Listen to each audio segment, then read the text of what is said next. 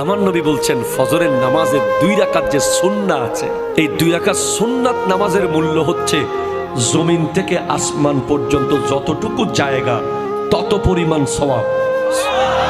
আপনি fair and handsome বাদ দেন, আপনি ফেয়ার অ্যান্ড লাভলি ম্যান বাদ দেন, গার্নিয়ার ম্যান বাদ দেন, আপনি ওই হাবিব তাসকিয়ারে গিয়ে আপনার ফেসিয়াল করা বাদ দেন, আপনি ফজরের নামাজে গিয়ে উজুটা করেন না,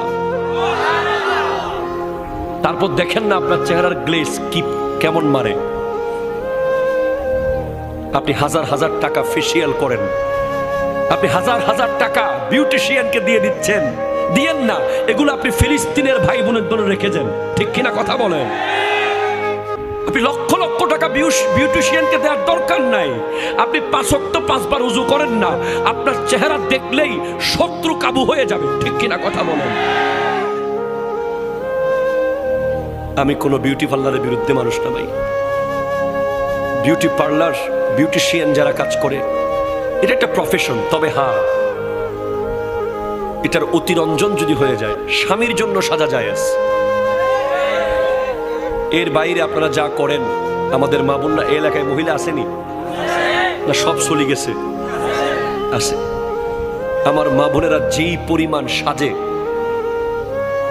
মেহেদি অনুষ্ঠানে যাওয়ার সময়, আগে পুরুষরা তেমন বিউটি পার্লারে যেত না, এখন পুরুষরা আরো বেশি।